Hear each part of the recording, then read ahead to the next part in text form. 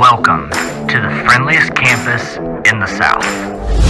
Shotgun, Blanchard, one back set, rolls right, pressure coming, throws, Middleton going, he scores! To the gym of the hills. He lifts it to left, that one's pretty well hit, Hall on the run, that ball is gone! Home of the Jacksonville State Gamecocks. Over the day, over the Hawks, he fires up at the buzzer, and drains the three!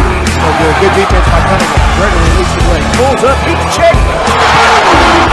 This is your podcast for JSU Sports. High fly ball, center field, it is back, it's out of here! With your hosts, Brandon Owens and Cody Hooks. This is Cocky Nation.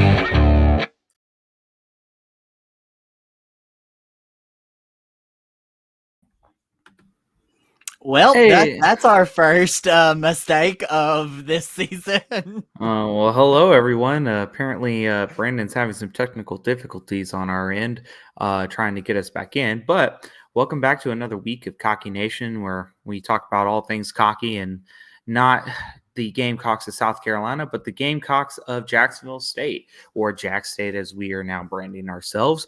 We do have a couple things that we're going to be talking about tonight, especially with the new sports that we're getting into for the rest of the season with softball and baseball. And then we will kind of wrap up with some things with basketball as well. But let's go ahead and dive on in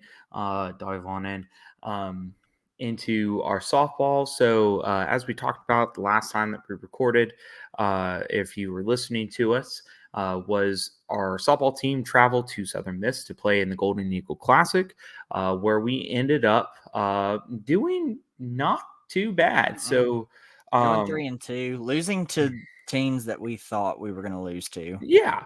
So we did end up beating Tulsa. I think you and I had said that we weren't going to beat Tulsa. No, I said if we beat any of those two, because I said it would either be Tulsa and Southern Miss. If we beat any of those two, it would be Tulsa.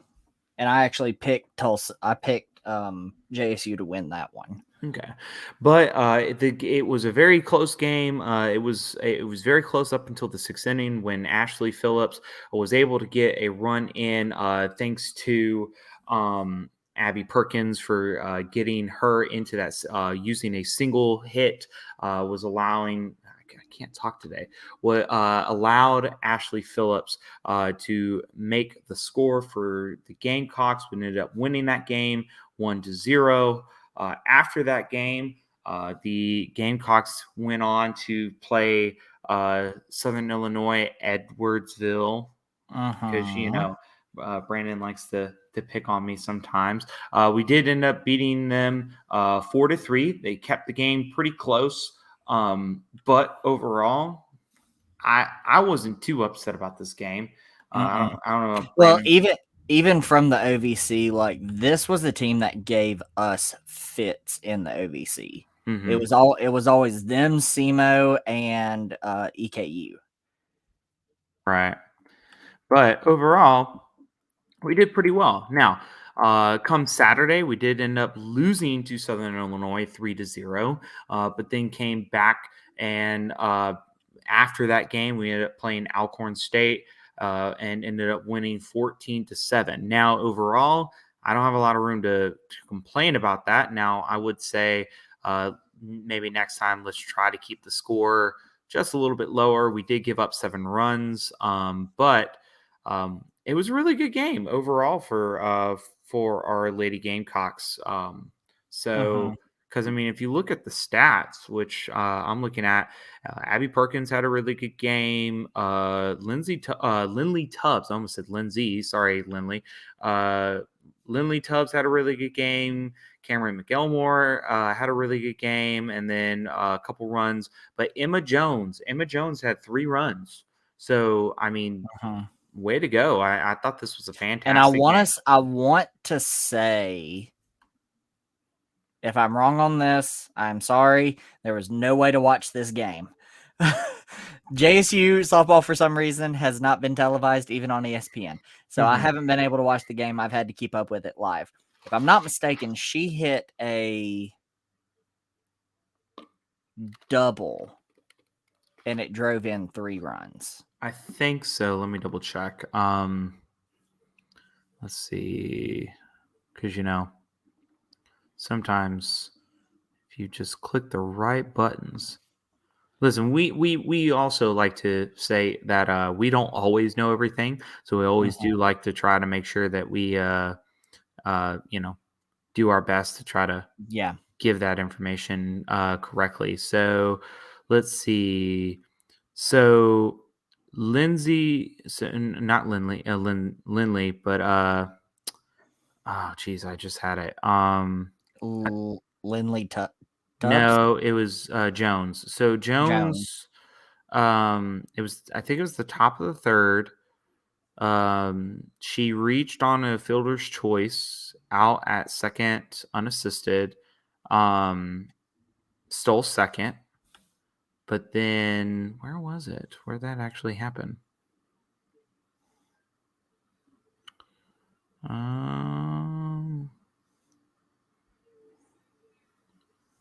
I think it was in the top of the fifth. She hit a single, and then Hunt advanced to second, advanced to third on the throw. Perkins scored unearned. Nowakowski scored unearned. So I think it was 2. Okay. So again, we always want to double check our information. But she scored 3 times, right? Yes. But yes, she did score 3 times. So really good job in that game. Again, let's try to keep it on the defensive side. Let's try to keep the runs down. But again, nothing to complain about. And then on Sunday, we had our last game against obviously Southern Miss, where we did end up losing that game. 4-1. Now, overall, yes, we lost the game. Yes, it does help us kind of understand some of the things that technically that we need to work on, especially from what I can understand, it is on that defensive side when we're in the field. But overall, not too bad. The fact that we're keeping it close, it wasn't a blowout, is really, really good. Again, Emma Jones is the one that made that one run in for that game. So shout out to you, Emma. And she's shortstop. Nice. Awesome. I like the shortstop position. I'm partial to second base, partly because that was my position. I was an outfielder. I was never good enough. Fun story. Okay, I don't know if I've ever told this story before. So fun story. Back in the olden days when dinosaurs still roamed the earth, and I was playing pitching machine. Oh my gosh! No. Sorry, it wasn't pitching machine. It was kid pitch. I was playing. It was my first year. It was my first year playing baseball, and I was playing kid pitch. I had skipped pitching machine and all those already. Yeah. And I was playing second base. I asked to play second. Kid hit a ground ball.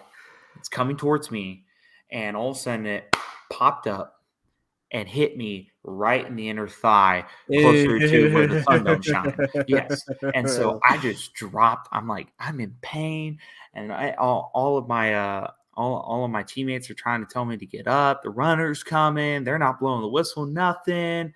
He's not calling it. So I pick up that ball. It's right there. I pick it up. Runner's going by, and I go, boom, and I hit him. I ended up winning the game ball that night. So that's my one fun story. That's some smart playing right there.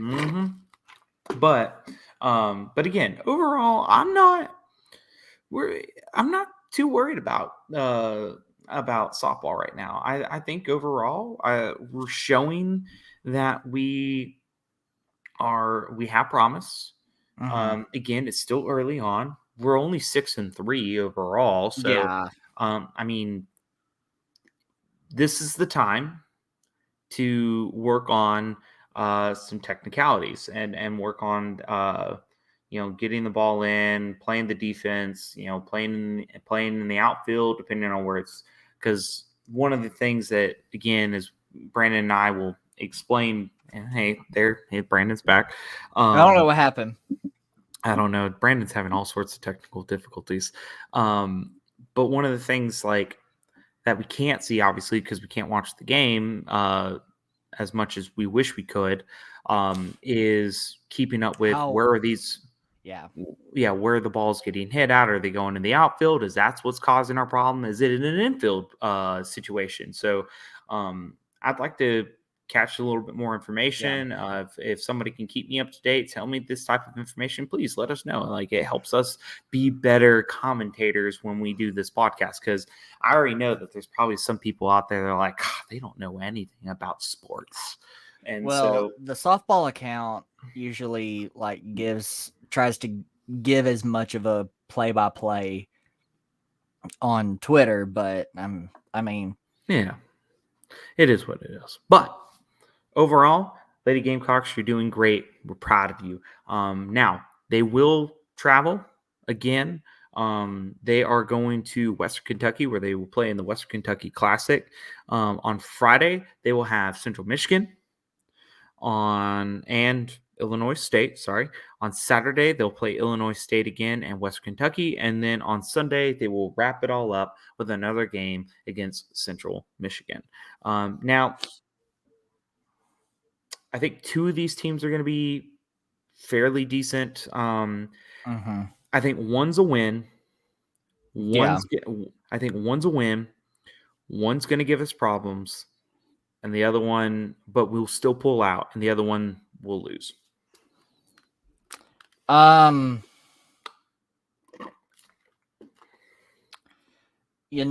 only one that I'm not 100% sure on, because I've never seen them play, is Western Kentucky. So I don't know anything about that softball team. I've never seen them play. I have not. I don't know how good they are. So I'm gonna hold off on guessing that one. I don't think we're gonna have any issues with Illinois State. As far as Central Michigan, that could easily be like a SIUE turnout where we win one and maybe lose the other one against them. So I think this could potentially be another 3-2, maybe 4-1. It'd be nice if we could win all 5. I agree. So I went and looked at West Kentucky's softball schedule as of right now. Their batting average is .500. They're 5-5 overall. So I feel like that's going to end up being a decent. I feel like we shouldn't have an issue with them, but it may be one of those that is just a surprise. Right. Now, as far as Central Michigan goes, now I don't think Illinois State is going to give us any problems. At least that's just me personally. But I think Central Michigan is going to be the one that's going to start giving us problems. Now, overall, they are. Let me double check. Because I don't want to tell people wrong and then be like, Cody, yeah, you're getting this stuff wrong. We always fact check here. Fact check, fake news. So right now they are. Oh dang! Hold on. 2023. There you go. Aha. So 2023, they have won 1, lost 1, won 2, lost 2. So they're 2-2. They are 2-2. They are 2-2. They beaten Delaware State 13-3. That's not an issue. They lost to UConn 2-3. They kept that game close. UConn has a pretty decent softball team, so that doesn't surprise me. They beat Delaware State again, and then they lost to Florida 1-15. So could be good. Jesus. Yeah, 1-15. No, I'm looking at Illinois State. Oh Lord. Oh God, what is theirs? 2-7. They went to the South Florida tournament, lost to Boston, 1-2, lost to Boston College 4-0, beat St. Joseph 8-3, and then they lost to Florida in 5 innings, 21-0. They're 2-7 right now. Yes. That should be. They also went to the Littlewood God Classic. dang. That's in Arizona. And then the USF game got canceled. So Yeah.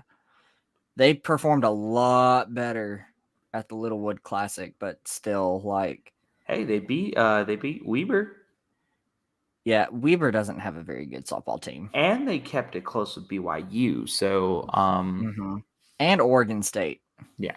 So which that's not hard. We've beaten Oregon State before. yeah, that's true. But again, I'm excited. I think this is a very solid team. Very solid team of girls that are showing a lot of promise and potential. So I'm Yeah. excited to see what you guys got going on for the rest of the season. And obviously, we will definitely be keeping an eye out for this WKU Classic. Yeah, it's still too early to, like, Right. say anything, but I think this could possibly be like an NCAA tournament team. Mm-hmm. Also, as we're talking, during the time that this is being recorded, there is a basketball game currently going on. Jacksonville State is currently winning. The last update I got was 59-45. I don't know if that obviously that score has probably changed. I have it since then. playing. Okay. But we'll keep you updated as that game continues on. But ladies, keep up the good work. Now, on the opposite side of the field, we have baseball. And let me tell you, Brandon and I, we got our predictions right. We just got the order wrong. Yes. So if you weren't paying attention, if you were living under a rock, JSU went to Athens and played Georgia, the Bulldogs, in a 3-game streak. And surprisingly enough, they won the first game. Was not expecting that. Not expecting that. And it was in the 9th inning when it actually happened. Because originally it was. So if you were yeah, where we pulled away was in the 9th, but we took the lead in like the 6th or 7th inning. No, so JSU, okay. So Jacksonville State started off the second inning, top of the second inning, getting 4 runs in, and then we kept Georgia at bay. 3rd inning, we got another run in, and then Georgia was able to get 2. So the score was 5-2 by the end of the 3rd inning. After that, Georgia was able to get a run in on the 4th, the 5th, and the 7th inning. So by that point, by the 7th inning, it was tied 5-5. But what ended up getting us out of the last inning was we had 3 people score in. It was sorry. Oh, geez, I just had it. Mitch scored, Easton scored, and sorry, I don't want to tell you wrong. Reeves. No. Reeves? No. It was Dallas scored, Easton scored, Manners scored.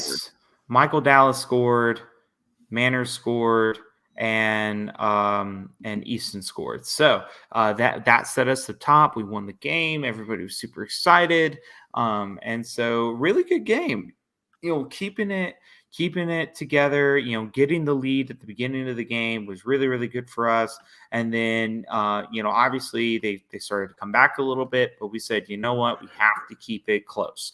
And so 9th inning comes up, top of the 9th, we were able to get those 3 runs in and then shut down Georgia when they got out and got back to batting. So really good. Now, after that, though, we did get we did end up losing the next 2 games. We lost 3 to 10. Second one we did not control whatsoever. No, I mean, we got 3 runs in, but that was about it. But it was 3 to 10. We probably should have kept it closer. And then on Sunday, we did lose again, but we kept it a little bit closer, 5 to 10. Overall, not terrible per se. But the fact that we were keeping it close was really good. Now, where I kind of get a little hesitant after Georgia, we did eventually go and play at Sanford, and we ended up losing that game 6-7. Now, positives of this, we did keep it close. Negatives of this, we probably should have beaten Sanford. Yeah, I agree. Like, I appreciate it. Manners was able to get a really good hit in the first, and then but after the 7th inning, we really didn't do much. Like, we just kind of shut down a little bit. But shout out to Javon Hernandez, Mason Manners, TJ Reeves, Caleb Johnson, Michael Dallas for getting those run-ins. But again, basically what I'm seeing from here is that we are struggling a little bit in the field.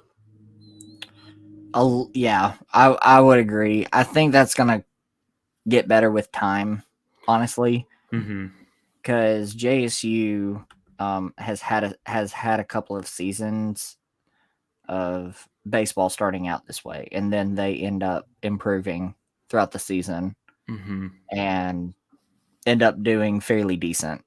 Yeah, because I mean, as I'm looking at the scoring summary for this game, Sanford was able to get a ball out to right field, singled it, and then one of their players scored off of that. Another guy scored on a pass ball. Another guy, he hit it through the left side. So we have to be a little bit more. What's the word I'm looking for? I had the word and now I can't remember.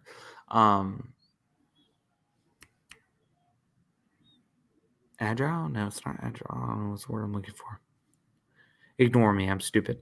Brandon won't deny that. No, I will not. There you go.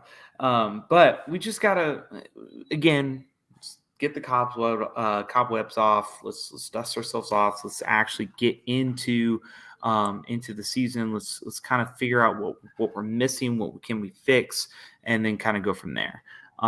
So overall, it is still soon. So we can't really. We left 10 on base, like for JSU. Yeah. Like to me, that's unacceptable. If you're hitting and you end up leaving 10 on base throughout the entire game, that's unacceptable. Right. But then again, I'm an aggressive base coach and I advance my players a lot when I did coach. That's fair. So, but I also coach softball, so it's a little different. Yeah. And I was kind of the same way too, but I mean, overall, not too bad. Let's just kind of go from there, see what happens.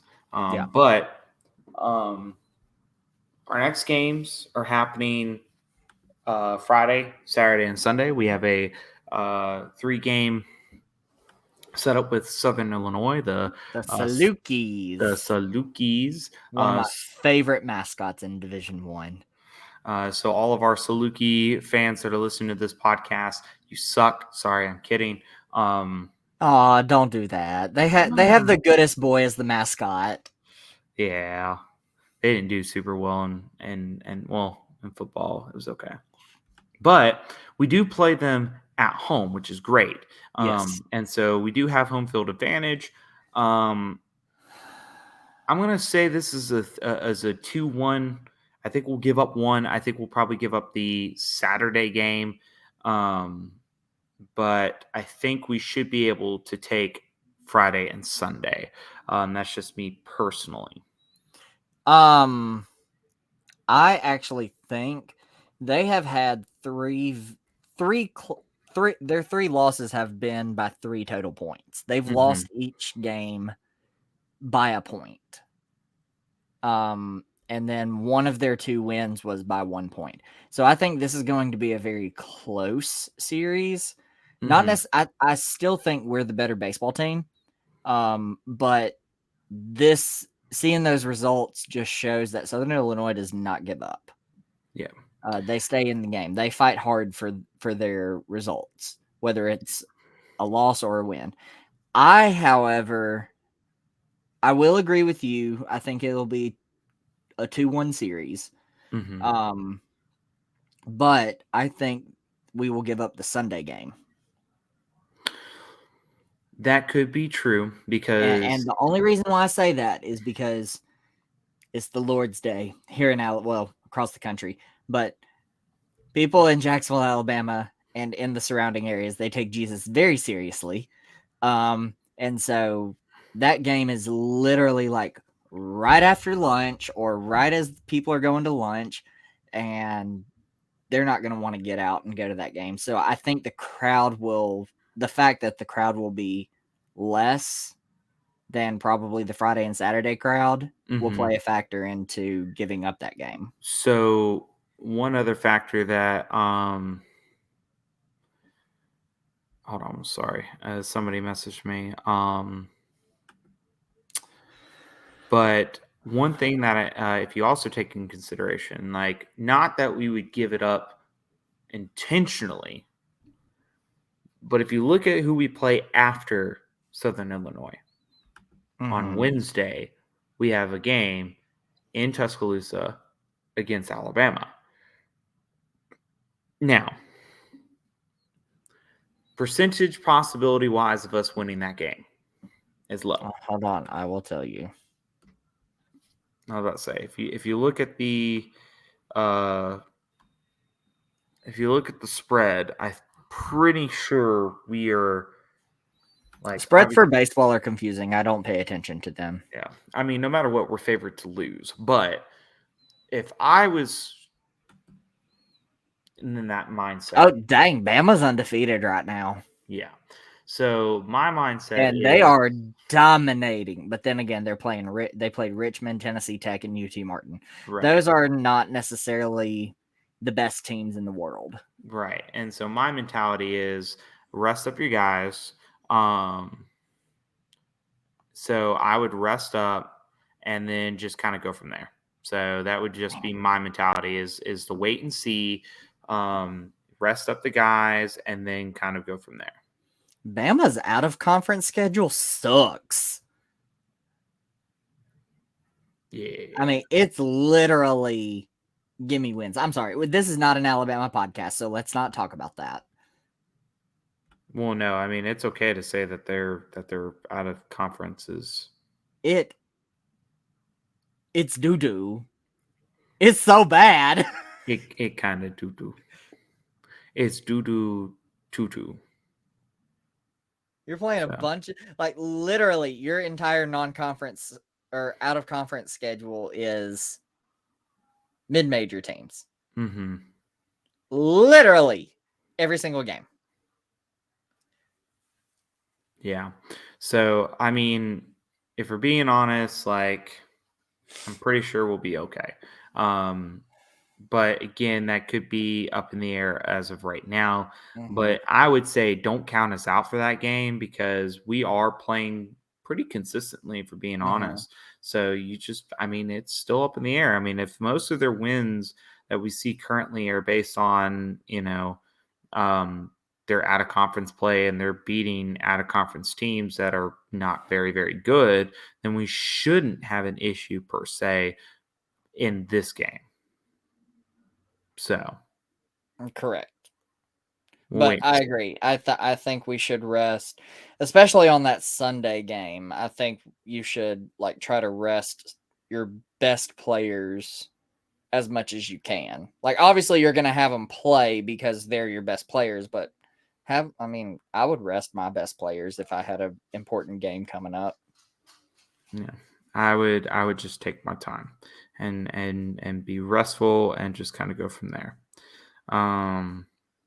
But it's not our call, and we'll find out at the end of the day. Not my monkeys, not my circus. Not my monkey, not my circus. But Brandon, is there any last things that you want to add about baseball? No. I'm a little underwhelmed after that big win and then that close loss. Mhm. So literally the first game and then the most previous game, like I'm a little underwhelmed, but I'm optimistically cautious as far as how I think this season is going to go. So we'll just see moving forward. Yeah, definitely. We'll have to keep an eye out and just see what exactly happens. Now, last thing on our docket. Let's just get it over with. We beat Queens and we lost to Liberty. Done. We're currently playing the game happening right now, and it's a W. It's a W. We're leading by 27, and so with less than 6 minutes left. Right, and we have a W. Yeah, we're winning the game. It's 84-57. We're gonna win that game, easy peasy, lemon squeezy. And then after that, we literally have one more game, and that is on Friday, and it's gonna be against UNA. And then our season's over. It's so bad that's our mentality at this point, because I hate that. I'm sorry, y'all. If any of the basketball players listen to this podcast, which I guarantee you none of them do, at one point we had a couple that listened. But like, I'm sorry. Like, I genuinely want to know. At the end of the season, I want somebody to talk to us. Send us a message on our platforms: Twitter, Instagram, Facebook, whatever one. Preferably Instagram or Twitter. Preferably Instagram or Twitter, and tell us what happened. Like, let's get you on the show. We'll find a way to get you on the show and talk to us about what was your opinion on this season. Like, because again, Brandon and I are just commentators. We're just sports commentators. We can look at the stats all day, but in reality, you guys are the ones that are on the court or on the field.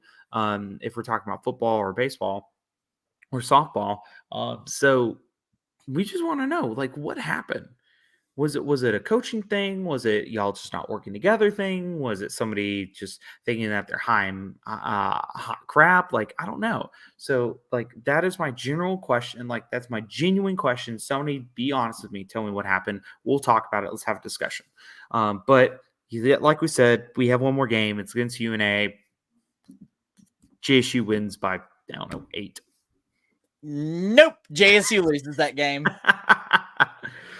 Well, I guess we'll just have to wait and see. But guys, this has been fun. I think this has been a really fun podcast because, I mean, let's face it, we haven't had a lot of fun these last couple podcasts talking about basketball.